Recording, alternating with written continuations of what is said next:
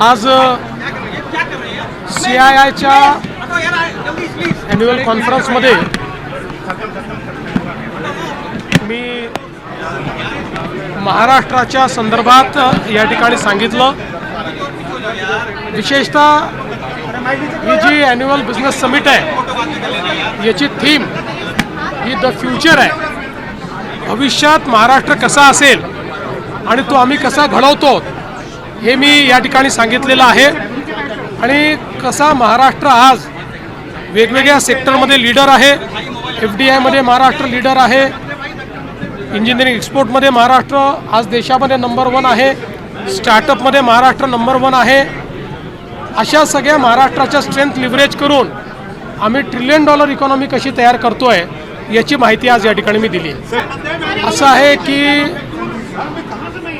2025 ते 2030 multi year tariff आपलं मंजूर झालेलं आहे, ते ऑलरेडी लागू झालेलं आहे। आतापर्यंत दरवर्षी 9% आपल्या विजेचे भाव वाढायचे, आता इंडस्ट्रीकरता दरवर्षी 2 ते 3% भाव कमी होणार आहेत आणि डोमेस्टिक करता तर या 5 वर्षात 26% भाव कमी होणार आहे। ऑलरेडी ठरलेलं आहे, घोषणा झाली आहे। अरे बाबा, काल राज्यपालांनी हिमंतो बिस्वा शर्मा यांना निमंत्रण दिलेलं आहे। मला असं वाटतं की आता ज्या प्रकारची जागतिक परिस्थिती तयार झालेली आहे त्याचा सर्व देशाच्या अर्थव्यवस्थांवर एक मोठा ताण पडतो आहे। आपल्या बाजूला पाकिस्तानमध्ये पेट्रोलचे भाव 450 रुपये इतके वर गेलेले आहेत। अनेक देशांमध्ये पेट्रोल डिझेलची कमतरता आहे। आपल्या भारतामध्ये माननीय प्रधानमंत्र्यांमुळे पेट्रोल, डिझेल, गॅस सगळ्या गोष्टी आपल्याला मिळत आहेत। पण मोदीजींनी सांगितलेलं आहे की आपल्याला अनिर्बद्ध वापर करता येणार नाही।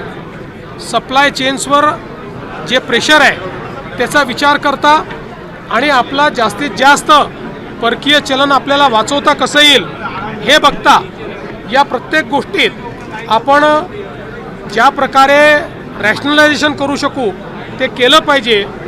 हे आव्हान अतिशय योग्य अशा प्रकारचं आव्हान आहे आणि त्याला सगळ्यांनी प्रतिसाद द्यावा अशी आमची विनंती आहे। मोदीजींनी जे सांगितलं त्याचा जर अर्थ राहुल गांधींना कळला नाही तर आता त्यांना दोष देता येत नाही, कुठेतरी त्यांची समजच कमी आहे। पण तो जनतेला कळला आहे आणि त्यामुळे जनता रिस्पॉन्ड करेल।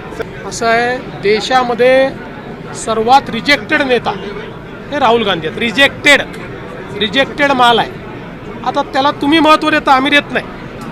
मला असं वाटतं की काँग्रेस पार्टीची अवस्था अशी आहे की त्यांच्या सेंट्रल लिडरशिपला स्टेटमध्ये कोणी मानत नाही। सेंट्रल लिडरशिप डिसिजन घेऊ शकत नाही, सेंट्रल लिडरशिप स्टेटला एकत्रित ठेवू शकत नाही। कर्नाटकमध्ये आपण तेच पाहतोय, केरळमध्ये तेच होणार आहे। आपल्या परिसरातील बातम्या आमच्यापर्यंत पोहोचवण्यासाठी स्क्रीनवर दिलेल्या क्रमांकावर संपर्क साधू शकता।